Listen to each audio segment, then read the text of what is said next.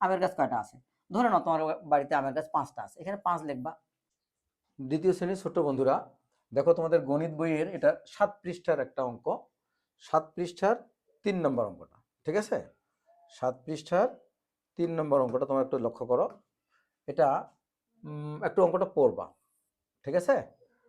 দেখো, কোনো একটি বাড়িতে কি কি ধরনের কতগুলো ফলের গাছ আছে তা গণনা করে নিচের ছকে সংখ্যায় লিখি, ঠিক আছে? তো আসলে মূলত আমরা কেউ বাড়ির ফলের গাছ গুনে এখানে লিখে, মানে বাড়িতে গিয়ে ফলের গাছ গুনবো তারপরে এখানে লিখবো, এমনটা না।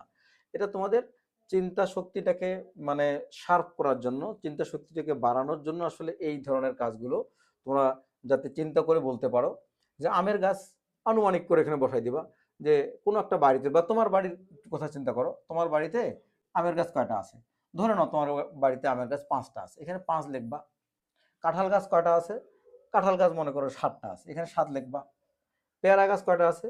মনে করো পেয়ারা গাছ 2টা আছে, এখানে 2 লিখবা। নারিকেল গাছ কয়টা আছে? নারিকেল গাছ মনে করো 1টা আছে, ঠিক আছে, 1 লিখলা। জাম গাছ কয়টা আছে? মনে করো জাম গাছ 3টা আছে, ওকে। সুপারি গাছ কয়টা আছে? মনে করো সুপারি গাছ 50টা আছে, এই যে 50টা আছে, ঠিক আছে। তারপরে তুমি এখন যদি আরো তোমার মানে অন্যান্য ফলের গাছ থাকে, তাহলে তুমি এখানে ফলের এখানে নাম লিখবা, এখানে কি ফলের গাছের নাম লিখবা, আর এখানে সংখ্যা লিখে দিবা, ঠিক আছে, ঘর দেওয়া আছে। হ্যাঁ, এভাবেই তুমি এই অঙ্কটা করে ফেলবা, ওকে। এটা সম্পূর্ণ তোমার তুমি যে সংখ্যাগুলো লিখবা সেটাই ফাইনাল, ওকে। এখানে জাস্ট তুমি চিন্তা করে লিখতে পারছো কিনা এটা দেখানো হয়েছে, ওকে। আল্লাহ হাফেজ।